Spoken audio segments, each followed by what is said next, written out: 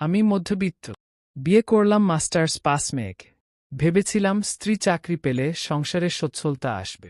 এই সময়ে এসে একা হাতের ইনকাম দিয়ে সংসার চালানো খুব মুশকিল। কোম্পানি জবে যা বেতন পাই টেনেটুনে সংসার চল। স্ত্রীর চাকরি হল 25,000 টাকা বেতন। সংসারে দেয় 5,000। বাকি টাকা তার কাছেই রাখে। প্রশ্ন করলে বলে, তোমার টাকায় তো সংসার চলছেই, বাড়তি আমিও 5,000 টাকা দিই, তাহলে বাকি টাকারও হিসেব চাচ্ছ কেন? স্ত্রীর এমন উত্তরে আমার আর কিছু বলার থাকে না। পরের বছর না ফিরতেই কোল জুড়ে ফুটফুটে ছেলে সন্তান। রোজ রাতে ছেলেকে ও দুধ খাওয়ায়, আর আমরা টুকটাক গল্প করি। প্রায় সময়ই ও বলে, ছেলেকে শহরের বড় স্কুলে পড়াব, ভালো টিউশন রাখব। এদিকে আমি দীর্ঘশ্বাস ফেলি। সরকারি স্কুলের বাইরে পড়ানোর সামর্থ্য আমার নাই, ইচ্ছেও নাই। স্ত্রীর এক কথা, ছেলেকে দামি স্কুলে পড়াবে।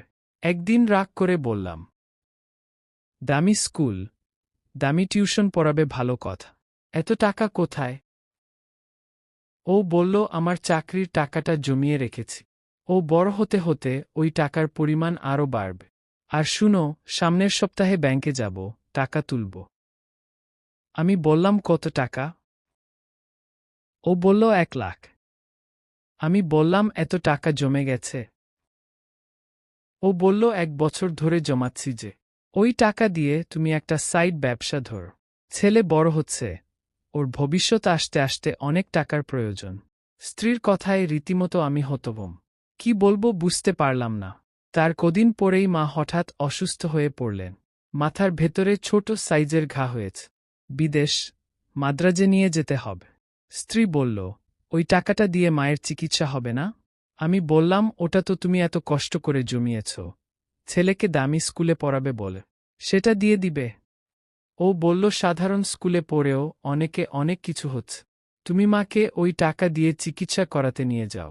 অশ্রুসিক্ত চোখে তাকিয়ে বললাম, যারা তোমার মতো মা পায় তাদের দামি স্কুলে পড়ার কি প্রয়োজন? পারিবারিক শিক্ষা যে সন্তান পায় সেই তো প্রকৃত শিক্ষিত।